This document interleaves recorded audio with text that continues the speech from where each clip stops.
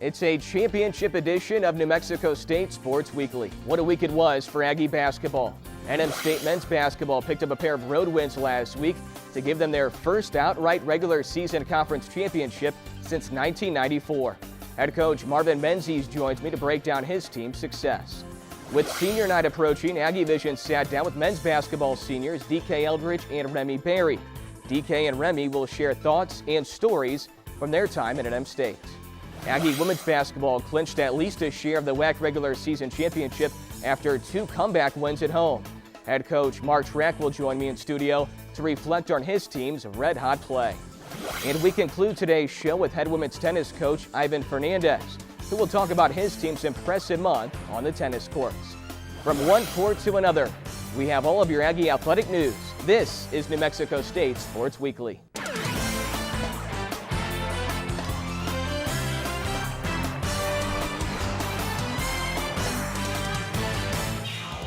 Great to have you with us today on New Mexico State Sports Weekly. I'm your host, Adam Young.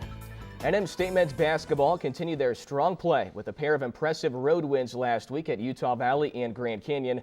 The win over the Lopes on Saturday gave the Aggies their first outright regular season conference championship since 93-94.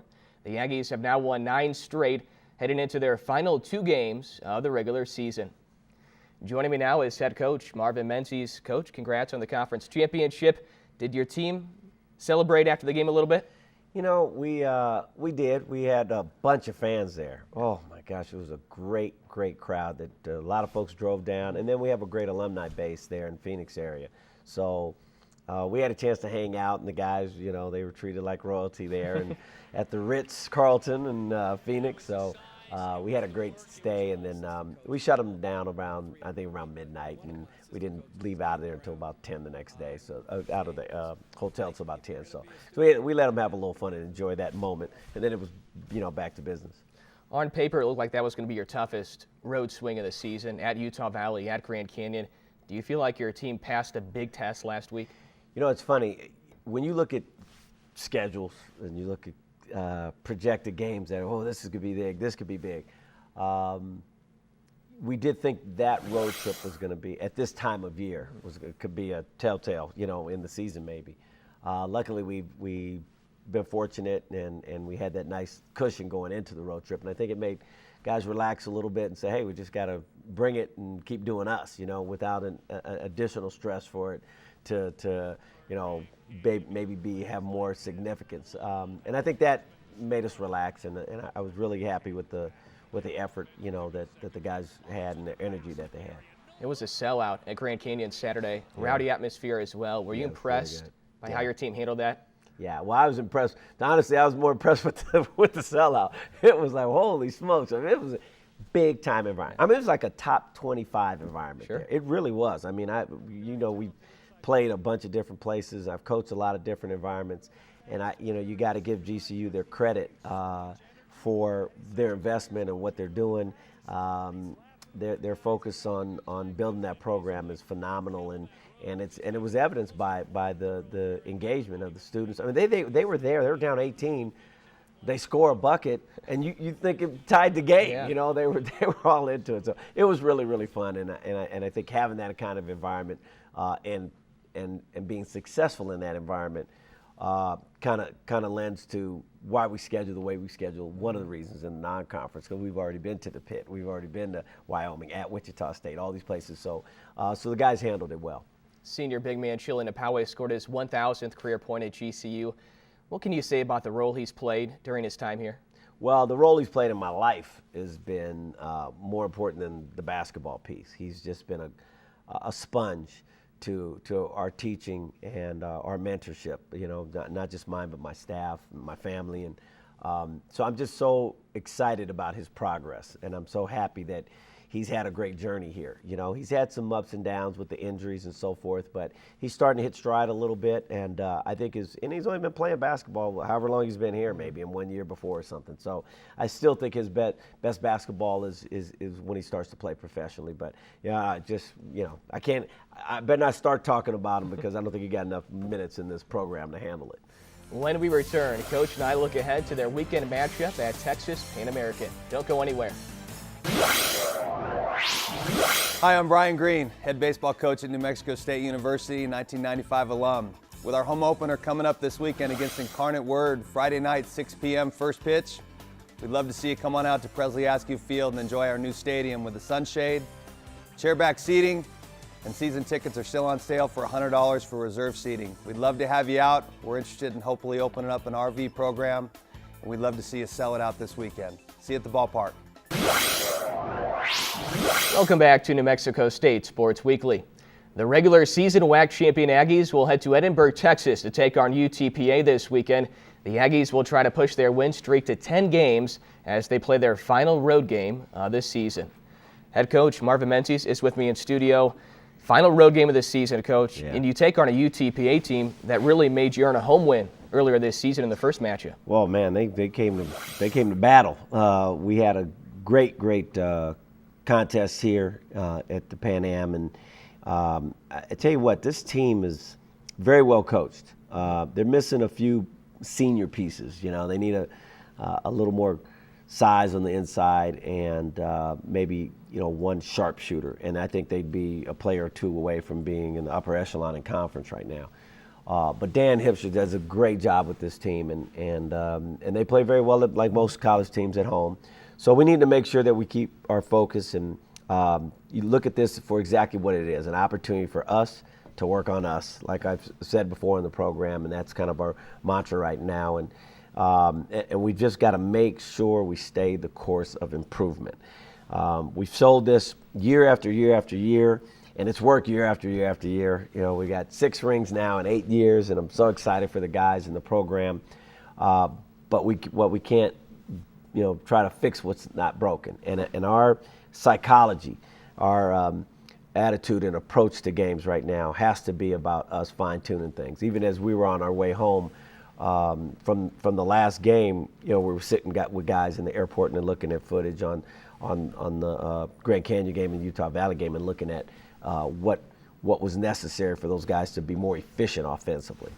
You've already won the regular season championship. You have 2 games left to play. Does that change the way you approach anything here in these final 2 games? No, not at all. Not at all. Just as I alluded to, I think everything is about. Let me correct that. I think maybe playing time. I think I may try to facilitate more guys on the floor for the last 2 games. There's some guys who have earned and deserve to play, some more minutes. That I think if I can, facilitate that for them, maybe, from a coaching standpoint, I think that might be one thing that I try to do if I have the luxury to do it. We still got to win the game first. I mean, that's first and foremost why you play the games, to go and compete and win. So that will be our goal, obviously. But I would like to get some guys back on the floor and keep them in sync, because we may need them, coming up very soon in the WAC tournament. The Aggies take on Texas Pan American on the road this Saturday. You can check out nmstatesports.com for all the info for that one. Coach, as always, we appreciate it. All right, thanks, Adam. When New Mexico State Sports Weekly returns, we sit down with seniors DK Eldridge and Remy Berry. DK and Remy will look back at their great careers in the Crimson and White. Stay with us on New Mexico State Sports Weekly. NM State men's basketball has one more home game left this season. March 7th will be senior night at the Pan American Center, and the Aggies will say goodbye to 4 good ones. As we get closer to senior night, Aggie Vision sat down with 2 of the seniors to hear all about their stories and experiences in an Aggie uniform. Cutting through, Eldridge. Wow. Seniors DK Eldridge and Remy Berry have led successful careers here at NMSU. Careers they will remember for the rest of their lives. The time that I've been here has been really good. I like the team, the coaching staff is very good. It's just been a good experience for me. Las Cruces is a small city, obviously, like I'm from Paris. Like Paris is a really big city, but like I say, everybody here is like family. Like when I first got here, like my English wasn't as good as right now. So like I could barely speak English, and everybody was so nice to me, like they was so welcoming and like always trying to help me. So I always loved Las Cruces, and I will always love it. So both of these guys were, when you talk about Remy and you talk about DK, I think were guys that had to grow up quick in the leadership role. these other younger guys are looking up to these two. Okay, how are we going to function tonight? How do we get this done tonight? Coaches can tell you what they need to tell you, but the players in the locker room at the end of the day are going to be the coaches on the floor. DK has a great level of maturity when it comes to his energy and passion to play the game. So when he's on the floor, you know you're going to get his best effort. There's no doubt in my mind he'll be able to play some professional basketball when he's done here. He's such a great talent. He's a great compliment to the team in the locker room from a maturity standpoint, from a toughness standpoint, from a competitive standpoint. He brings a lot of energy to that locker room and to the floor, especially when he's in a great place. We got a good relationship, you know. He understands his players. He take the time to, you know what I'm saying, get involved with them, learn about their families and stuff off the court. Remy's been a special person in my life in terms of why I got in the business. I got in the business to give back, and he was one that I never gave up on, and he would drive me up a wall some days, some years. Coach Menzies is like a second dad to me, I love him. We have a great relationship. He's like my mentor. Like I said, when I came here, I was a little kid, and he helped me becoming a man, He never gave up on me, and he always had my back, so I would always have his back. I think basketball was his first priority, like a lot of young kids. But what ended up happening was he grew an affinity for education and being educated and learning and broadening his life learning paradigm. So I'm very happy to see that his journey has progressed to the point where it is now. I've grown up a lot. I came here as a kid, and now I'm a grown man. So. Both of these seniors have racked up plenty of highlights, but some shine brighter than others. I think winning a WAC tournament for the first time, just coming in and just hearing about, them going back to back to the WAC. But winning it, actually being there, it was a very good experience, and I'm hoping to do it again. My first time winning the WAC tournament, it was pretty amazing. Going to my first NCAA tournament against Indiana. I was a freshman and I played probably 5 minutes. But it was a great experience in front of everybody, and it was on ESPN. I was very nervous, but I had a pretty good game, so that was a great experience for me. Both seniors are looking to make one last highlight before they retire their jerseys. We're just ready to win the WAC conference, the tournament, and then make some noises in the NCAA tournament. That's it, we're ready. Join us next week as we catch up with the two other seniors on the team, Chillian Apawe and Daniel Mullings. After the break, head women's basketball coach Mark Track joins me to discuss his team's 2 comeback wins last week that gave the Aggies at least a share of their first conference title in 20 years. Stay with us. This is New Mexico State Sports Weekly. Your NM State women's basketball team clinched a share of the WAC regular season title last week with wins over Utah Valley and Grand Canyon. With 2 games left in the regular season, all the Aggies need is one more win to give them an outright regular season championship. A win would also give them a #1 seed and a bye into the semifinals of the conference tourney. With me now is head coach Mark Track. Coach, congrats on at least a share of the regular season championship. What was that moment like with your players after the game?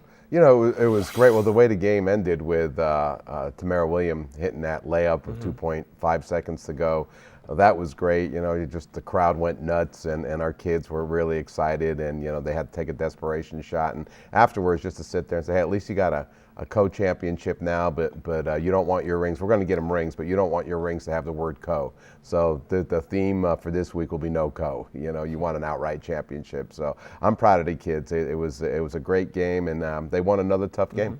A couple of gutsy comeback wins last week. What did your team show you in those 2 wins? Well, to win a conference title, unless you have overwhelming talent, to win a conference title, you've got to win 2 or 3 or 4 games where you're uncomfortable being comfortable. We were down 20 points to Bakersfield, probably the most talented team in the conference, and we came back and we won that. We went to Texas Pan Am where we turned the ball over 27 times against a team that had been 11-0 there. We won that by 4 points in a very, very close game where we hung on and we made some big free throws down the stretch.